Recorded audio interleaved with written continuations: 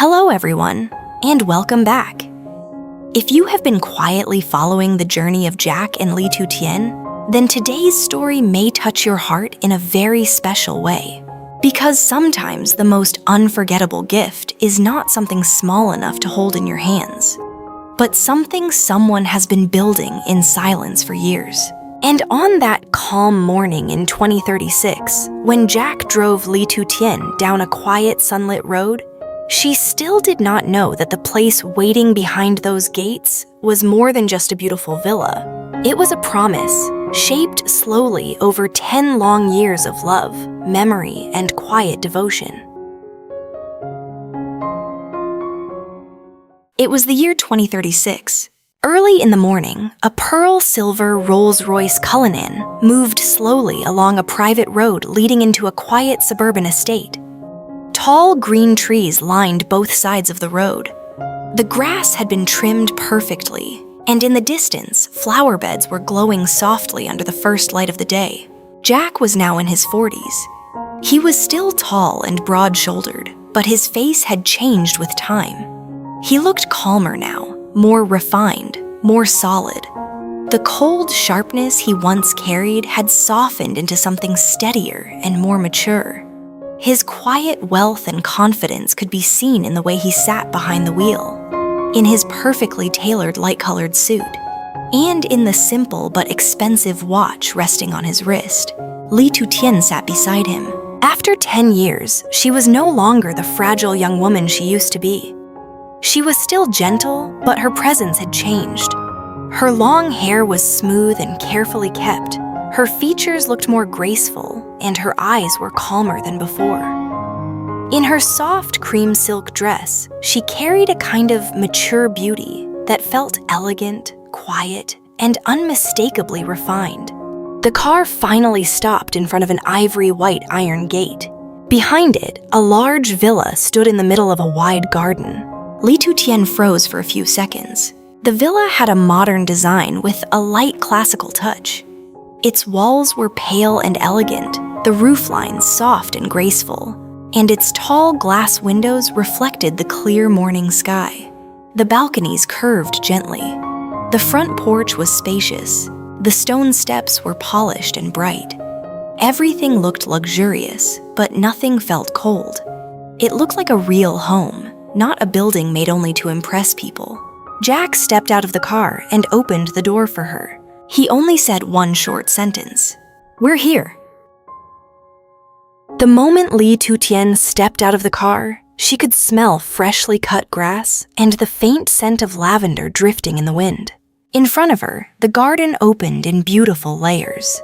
Near the gate was a light stone path running between two rows of climbing roses.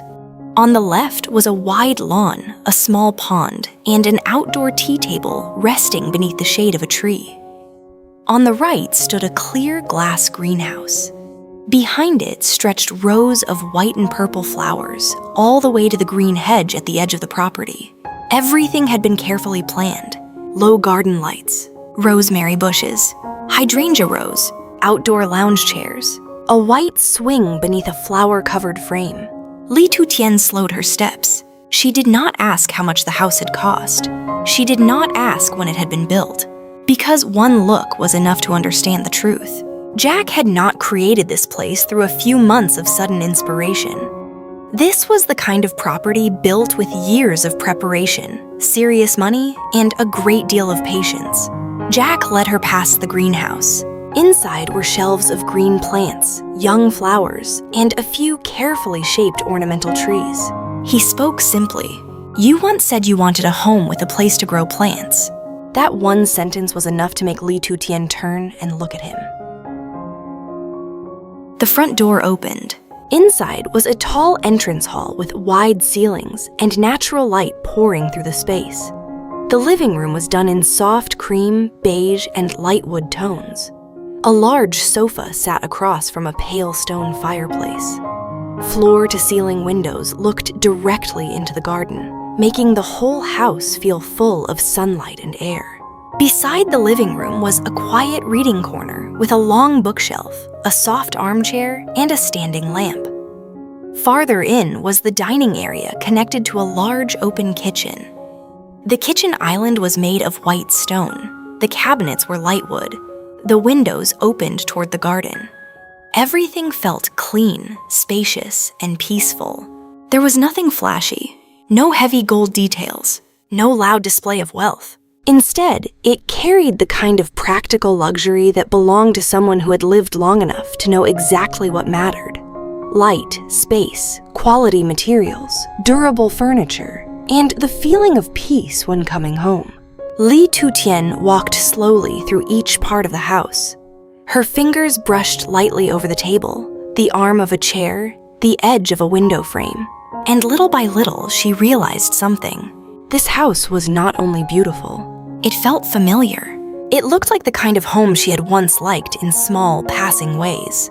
A reading corner filled with sunlight, a kitchen that looked out onto greenery, a tea table on the porch, a bedroom with a balcony and open air. Jack did not explain much. He simply walked a little behind her and let her see everything for herself. On the second floor, the master bedroom opened onto a wide balcony overlooking the garden.